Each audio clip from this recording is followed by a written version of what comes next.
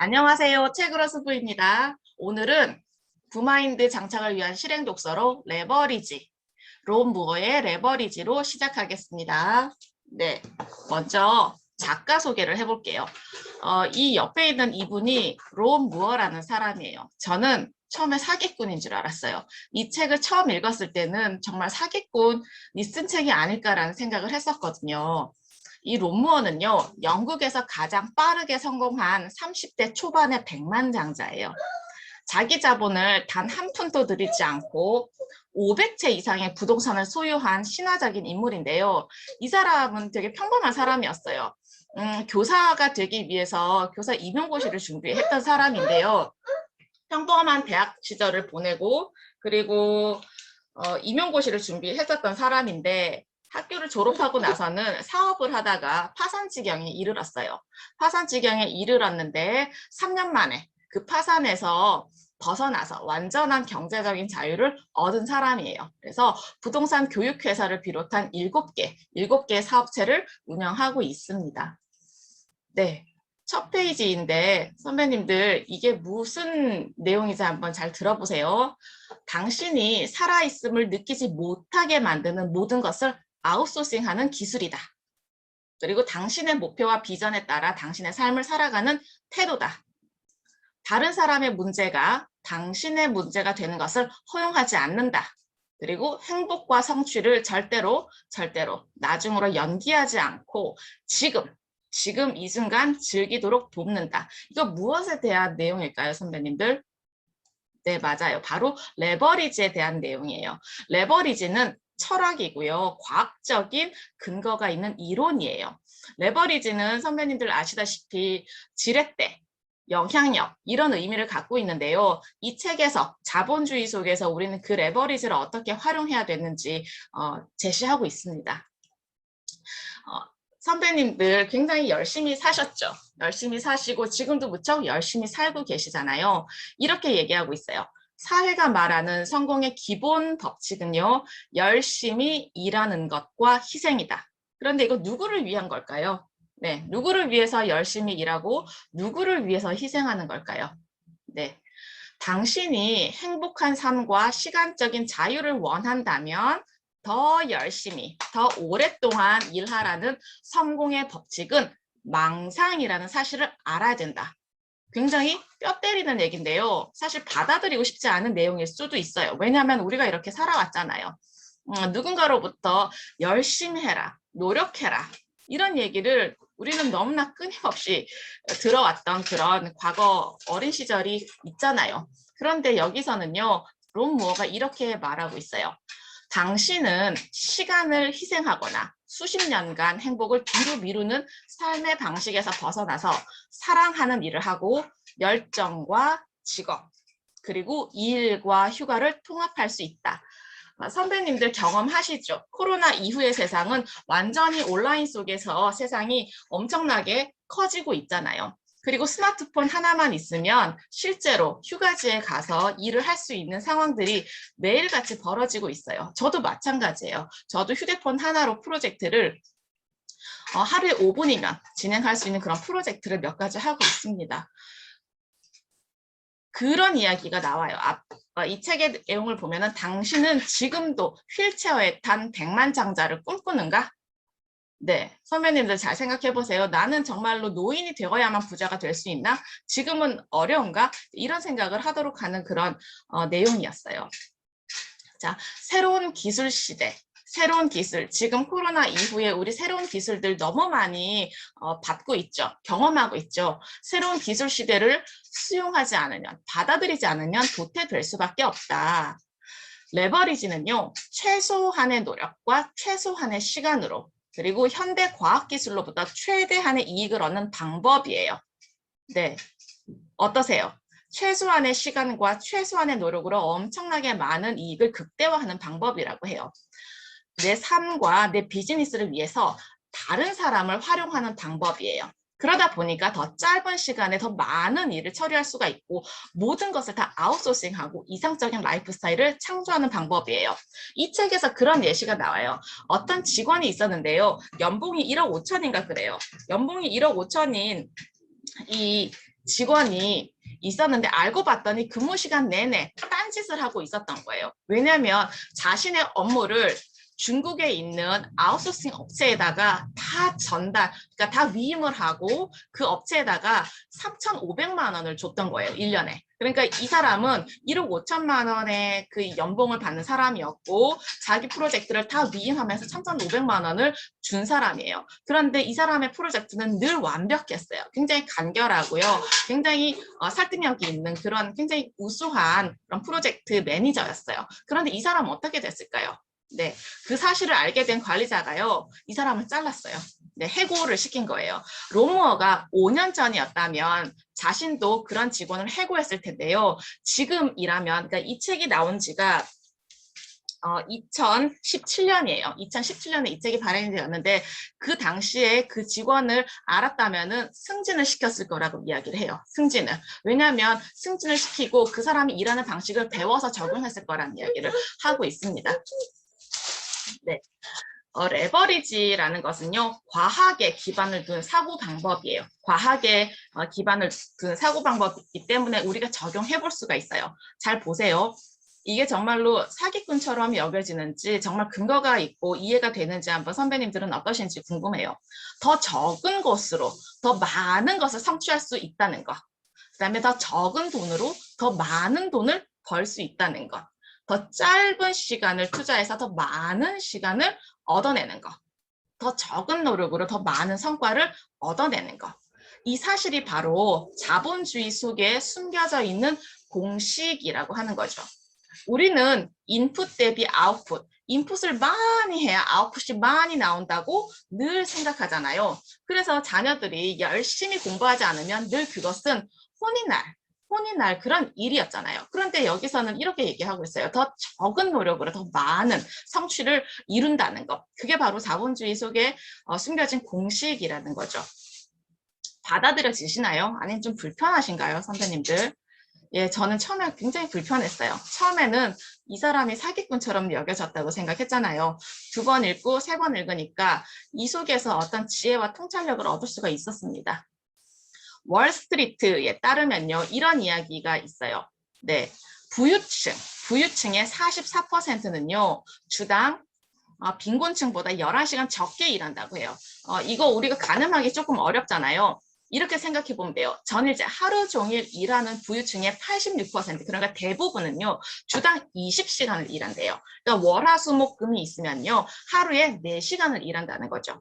빈곤층의 절반, 57%는 주당 50시간을 일한다고 그래요. 그럼 하루에, 월화수목금 하루에 10시간을 일하는 건데요. 그 10시간이라는 시간은 아침 9시에서부터 저녁 7시까지의 시간을 의미해요. 그리고 부유층의 65%는 3개에서 5개의 생산수단을 갖고 있고요. 가난한 사람들은 생산수단을 갖고 있지를 못해요. 이거 들으니까 어떠신가요? 굉장히 일한 시간에 대한 격차가 많이 벌어져 있다는 거 우리가 느낄 수가 있죠. 정말로 부유층은 완전히 일한 시간이 너무나 적다는 사실. 네, 처음부터 그랬을까요? 네, 처음부터 그러지는 않았죠. 나름대로의 레버리지 기술과 전략을 짜면서 이렇게 내가 위임할 수 있는 그런 삶의 방식과 태도를 적용을 했으니까 이게 가능할 거라고 생각을 합니다.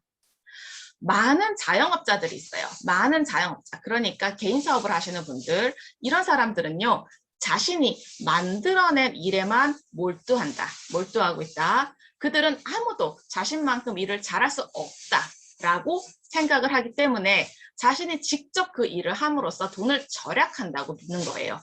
그래서 다른 사람에게 나의 업무를 맡길 수가 없는 거죠. 왜냐? 만족스럽지가 않기 때문에요.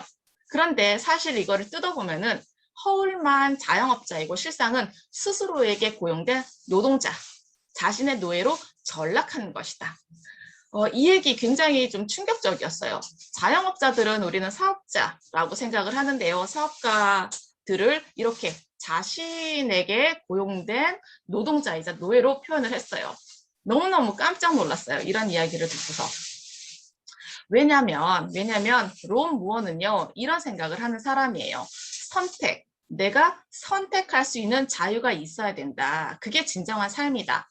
선택의 자유를 누리는 삶이 공정하고 안정적인 삶이다. 선배님들 생각해 보세요. 내가 내 삶을 선택한 것인지 어쩔 수 없이 하는 것인지, 내가 이 삶을 내 의도대로 선택한 삶인지 아니면 어쩔 수 없이 선택한, 어쩔 수 없이 할 수밖에 없는 삶인지, 당신이 삶의 리스크를 만약에 선배님들이 내 삶의 어떤 위험 이런 것들을 전혀 걱정하지 않아도 된다면 선배님들은 무엇을 하실 건가요?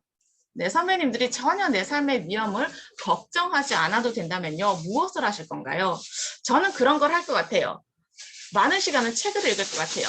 책을 읽고요, 이렇게 책 모임을 하고 또 다른 세상, 내가 살아가지 못한 또 다른 세상에 대한 이야기들, 어떤 그런 인사이트를 얻기 위한 배움을 계속 하고 싶을 것 같아요. 그리고 제가 진행하고 있는 프로젝트에 대해서 계속 함께 나누고, 함께 그 속에서 어떻게 하면 조금 더 나은 방향을 찾아갈 수 있는가, 이런 것들을 함께 이야기를 나눈 것 같아요. 왜냐하면 저 혼자만의 생각보다는 함께 이야기를 나누고 누군가의 도움을 얻는 게 훨씬 더 유리할 것 같다는 생각을 합니다. 여기서 이렇게 나와 있어요. 만약에 우리 삶의 리스크를 전혀 걱정하지 않아도 된다면요, 더 큰 수익을 창출하는, 그리고 나의 경력을 발전시킬, 그리고 잠재적인 고객이 많은, 그 다음에 글로벌 진출이 가능한, 그리고 자유와 창의성으로 가득한, 내 성장 가능성이 무한한 그런 일을 할 것이라는 거죠. 그런데 우리는요, 이 삶의 리스크를 감당할 수 있을 정도로 여유롭지 않기 때문에, 금전적이든 시간적이든 여유롭지 않기 때문에 이 리스크를 감수하지 못하고 그냥 안정적인 일상의 생활을 누린다는 거죠. 누리는 게 아니라 어쩔 수 없이 할 수밖에 없다는 거죠. 네, 지금까지 제가 말씀드린 그 레버리지가 어떤 내용인지 조금 감이 오시죠? 그 레버리지의 철학을요, 우리의 철학으로 만들라고 제안하고 있어요. 왜냐면 우리는 자본주의 속에 살아가고 있기 때문이에요. 무엇을 해야 할지를 먼저 파악을 하고요, 실행하라는 거죠. 그리고 내 삶에 다른 사람의 계획을 끼워 넣지 말라는 거예요. 내 삶을 주도적으로 내가 살아가라는 거죠. 그리고 가치가 낮은 모든 일들, 우선순위에서 밀리는 일들을요, 내가 다 떠맡는 게 아니라 아웃소싱을 하는 거죠. 그리고 당신만의, 우리만의, 나만의 이상적인 라이프 스타일을 창출하는 그 레버리지 철학을 갖고 나만의 방식으로, 나의 의도대로, 나의 계획에 따라 삶을 살아가라 라고 권하고 있어요. 어떠신가요, 선배님들? 우리 이 얘기 들으니까 그 이전에 공부했던 원싱, 나의 원싱, 나만의 원싱에 대해서 우리가 곰곰이 생각했었던 그 경험이 기억나시죠? 네, 그래서 레버리지의 철학을 우리의 철학으로 한번 만들어 보면 좋겠어요. 당신이 꼭 해야 하는, 당신에게 자존감과 목적의식을 주는, 다른 사람들과 차별화된, 그리고 매달릴 만한 가치가 있는 일을 찾아라. 그 외의 일은 대충 해라, 적당히 해라, 너무 잘 안 해도 괜찮다. 그리고요, 모든 사람들의 비율을 맞추려고 애쓰지 말아라. 버릴 것은 버려라.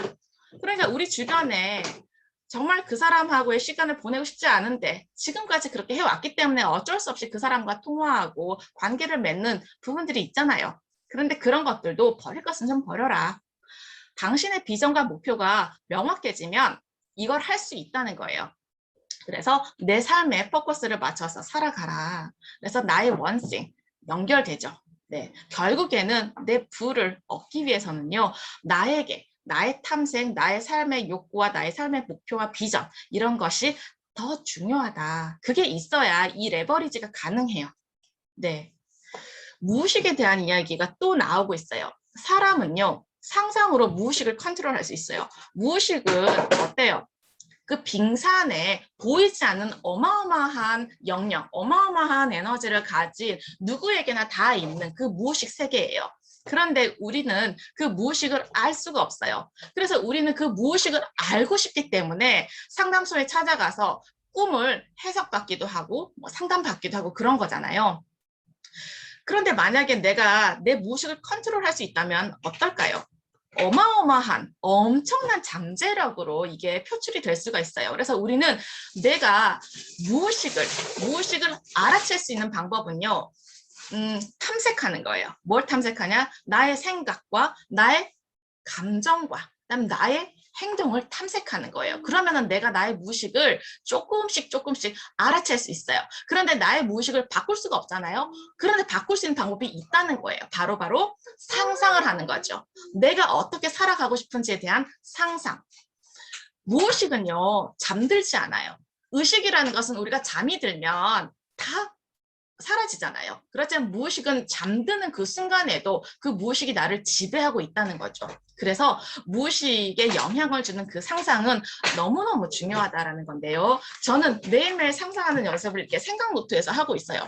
아침마다 일어나면요. 내가 어떤 삶을 살고 싶은지에 대해서 이렇게 그림도 그리고요. 그림도 그리고 글도 쓰면서 이렇게 매일매일 저의 무의식, 저의 삶에 대한 생각들을 이렇게 하고 있어요.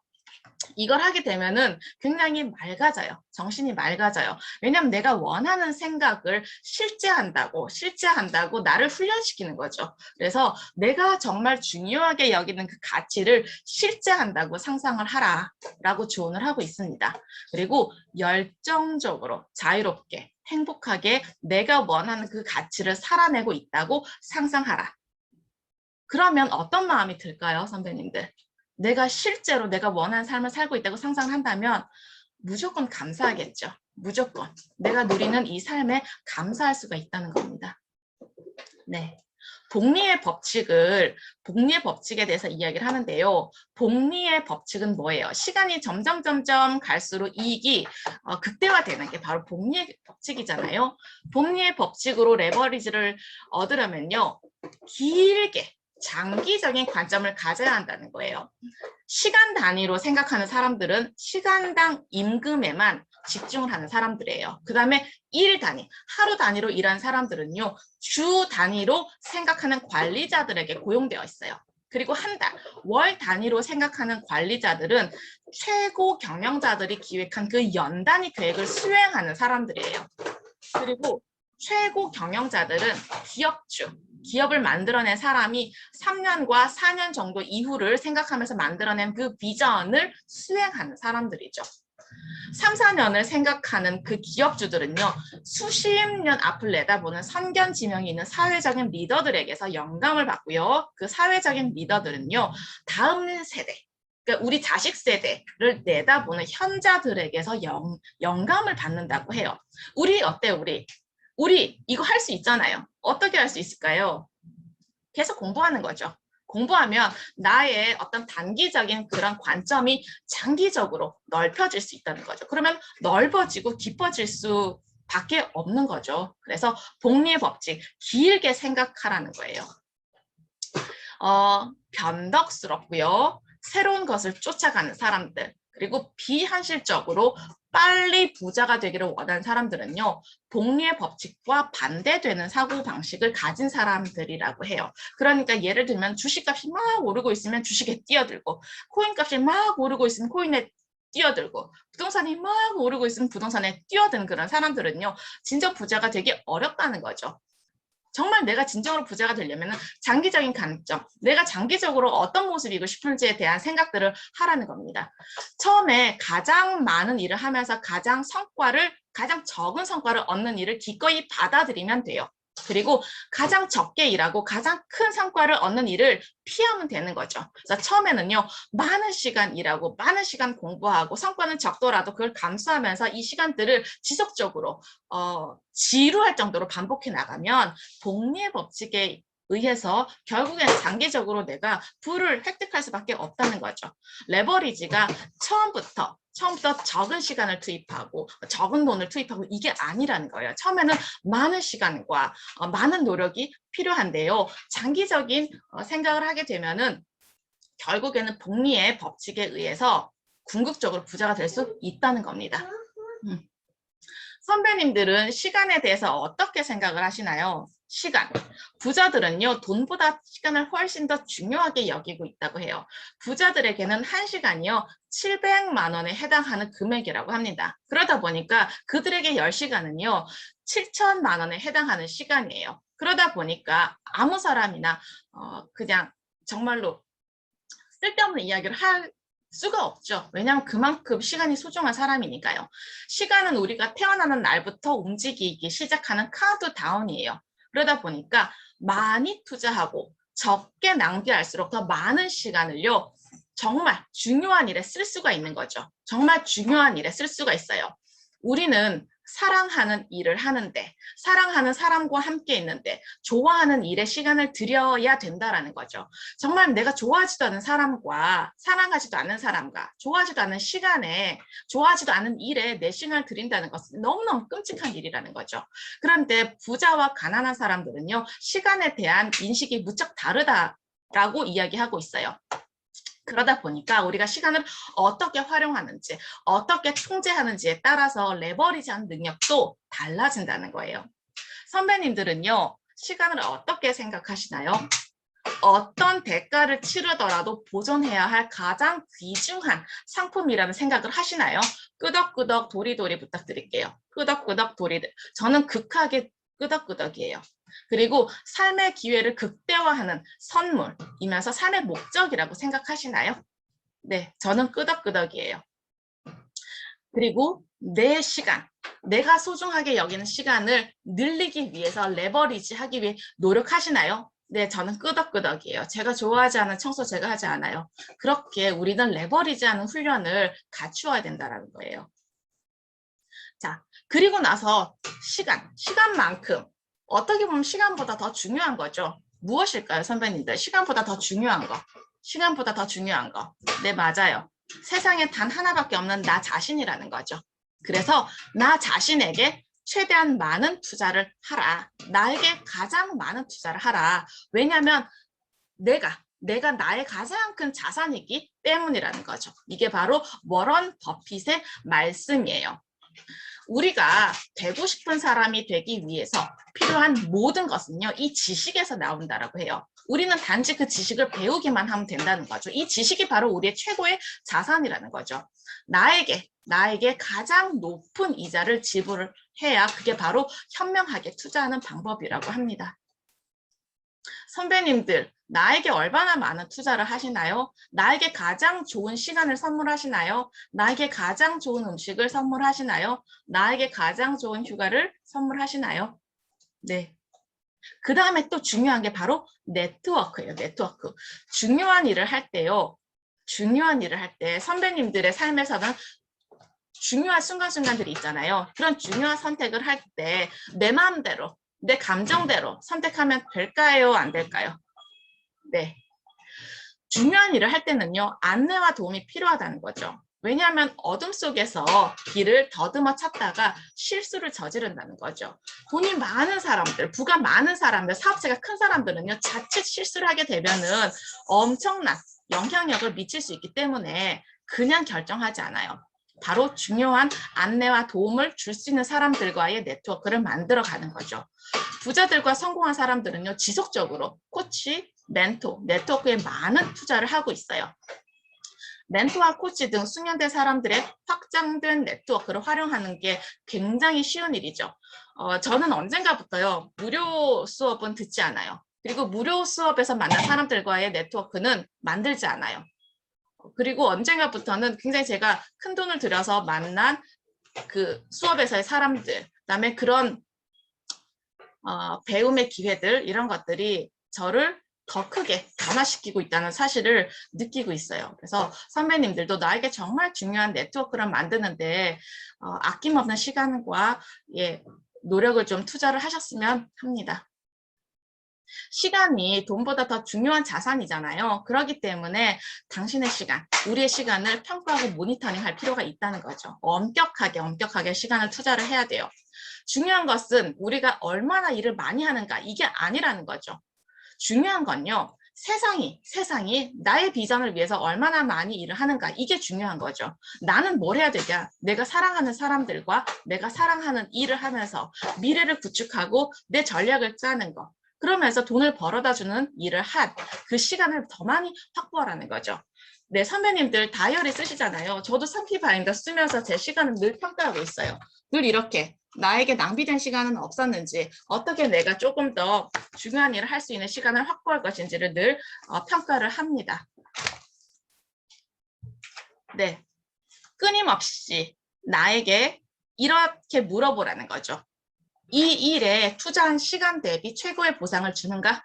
내가 이 일을 4시간을 청소 아줌마에게 맡겼는데 난 그 4시간을 더 많은 보상을 주는 다른 거에 투입을 하는가, 투자를 하는가, 이런 생각들을 해보라는 거예요. 사람들은 죽잖아요. 언젠가 우리도 이제 죽음을 맞이하게 되는데요. 그 죽음의 순간에 사람들이 가장 많이 후회하는 내용들이라고 합니다. 이런 거. 그렇게 열심히 일만 하지 말았어야 했는데, 네, 열심히 일하지 말자는 거죠.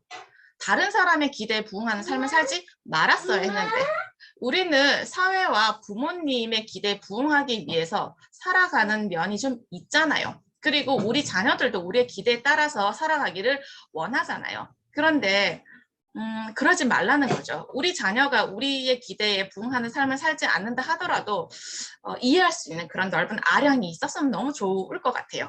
그래서 다른 사람의 기대에 맞추지 말아라. 내가 원하는 내 삶의 기대만 집중을 해라.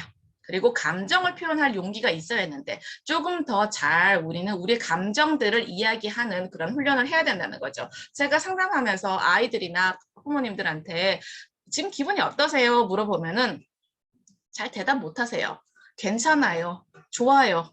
뭐 편안해요. 이게 거의 대부분이시거든요. 조금 더 디테일하게 내 감정이 어떤 움직임인지 선배님들이 좀 탐색할 수 있도록 네, 관찰하시는 거, 나를 관찰하시는 그 훈련이 필요하다는 거예요. 그 다음에 친구들, 선배님들 너무너무 열심히 살다 보니까 나의 친구들과 연락을 못하는 경우가 많잖아요. 이렇게 후회를 한대요. 죽기 전에는 친구들과 계속 연락을 하면서 지냈어야 했는데, 그리고 나를 더 행복하게 했어야 했는데, 네, 이런 생각을 하면서 후회를 한다고 합니다. 당신이 원하는 라이프 스타일로 살고 있는 사람들과 네트워크, 만남, 교류하라 라는 이야기예요. 네. 그래서 그렇게 되면요. 나의 우상이었던 사람들과 동료가 될 수 있고요.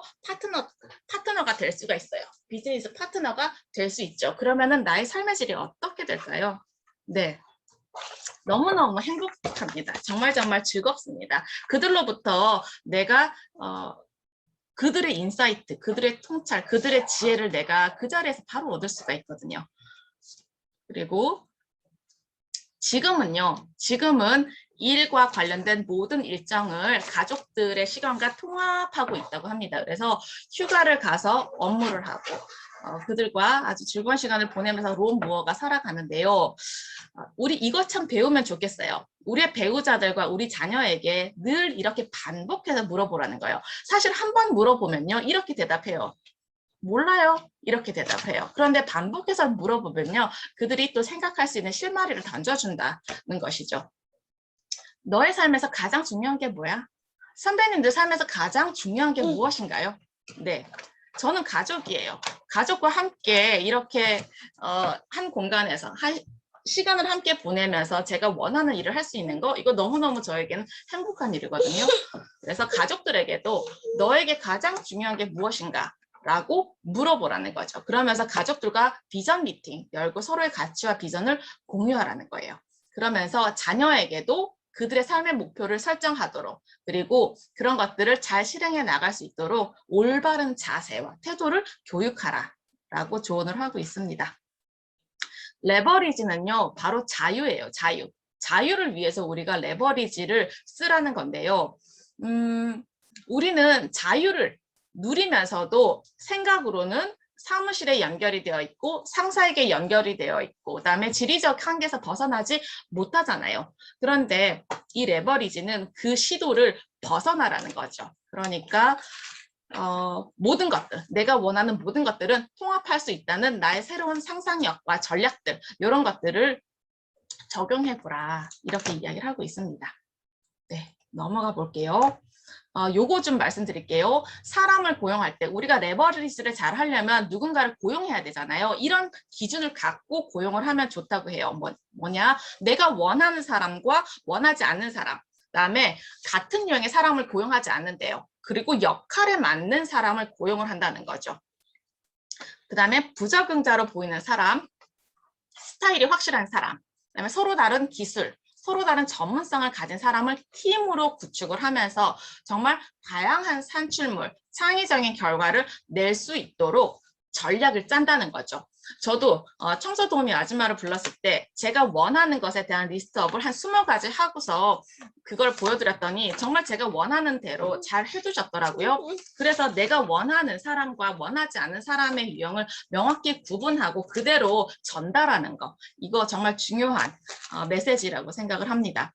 그리고 피드백, 우리는 레버리지를 하는 사람으로 살아갈 거잖아요. 지금도 레버리지를 하는 사람으로 아마 살고 계실 거예요. 그러려면요, 뭐가 필요하냐? 바로 피드백이에요. 피드백, 그들, 레버리지 당하는, 나의 레버리지를 당하는 그들로부터의 피드백을 듣고요. 그 피드백에 대해서 나의 개인적인 생각이 아니라 팀 전체의 관점으로 이런 것들을 내가 검토해보면 된다. 내가 개인으로 이런 피드백들을 검토하게 되면요, 굉장히 감정이 또 오르락내리락 하잖아요. 그런데 팀 전체적인 어떤 그런 안목으로 판단을 하게 되면은 충분히 더 나은 해답을 발견할 수 있다. 네. 그다음에 네트워크에 대한 이야기인데요. 앞에서 얘기를 했으니까 넘어가 보도록 할게요. 선배님들의 하루는 얼마인가요? 선배님들의 하루는 얼마인가요? 따져보기 쉽죠. 한 달에 내가 벌어들이는 그 총 수입에다가 내가 일을 하고 있는 그 시간을 나누면 돼요. 그럼 내가 하루 벌어들이는 그 시간, 내가 하루 벌어들이는 그 금액이 눈으로 보이죠. 그러면은 그 금액보다 내가 시간당 단가를 더 적게 드릴 수 있으면 충분히 레버리지를 할 수 있다. 라는 내용입니다. 그래서 오늘 책, 레버리지에 대한 책은요, 여기까지 제가 소개를 하고요. 이제 남은 시간 저희 나눔의 시간으로 갖도록 하겠습니다. 네, 잘 들어주셔서 고맙습니다.